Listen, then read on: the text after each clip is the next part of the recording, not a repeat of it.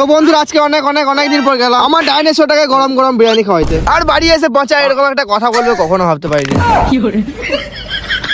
হ্যাঁ, তো সকাল সকাল ঘুম থেকে উঠে ব্রেকফাস্ট করছিলাম, আর আজকের মেনুতে ছিল হালকা করে ফ্রাইড রাইস, তার সঙ্গে 15-20টা তরকারি। খাওয়া দাওয়া কমপ্লিট করে মা বললো ডাইনোসরটাকে টাঙা দিয়ে আসতে, তাই কান্দে ফাওয়াটা লাগিয়ে বেরিয়ে পড়লাম। হ্যাঁ, তার আগে আমাকে এই সমুদ্রটা পেরিয়ে হয়, আর সেই পানিটা হচ্ছে -100°C।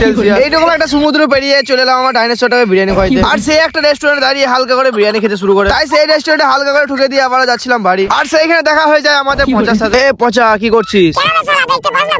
এ সালা, এত অপমান। তারপর আমি একটা মিটিং এ বেরিয়েছিলাম, তখনই দেখি আমার হাউসের শরীরটা খুবই খারাপ। না মানে তার গিয়ার, তার সাথে স্টাইলটা খুবই খারাপ হয়ে গেছে। মনে হয় এবার গাড়িটা সার্ভিসিং করাইতে হবে। ও বেশ ছাড়াও পরে দেখা যাবে। পিছনে আমার বিগ ব্রাদারকে চাপিয়ে যাচ্ছিলাম একটা মিটিং এ, আর আমার ভাইয়ের মুখটা বাংলার পাঁচের মতো হয়ে আছে, কারণ আমার ছেলে দাদি তাকে একটু ভালোবাসা দিয়েছে। আর হ্যাঁ, আমার সঙ্গে যাচ্ছিল না, আমি জোর করে নিয়ে এলাম। এইরকমই প্যাডেল মারতে মারতে চলে আসে আমাদের সমুদ্রের পাড়ে। হ্যাঁ, এইখানে মাঠে আমার একটা মিটিং আছে, আমি মিটিংটা সেরে আসছি, আবার দেখা হচ্ছে কোনো একটা বেকার ব্লগে।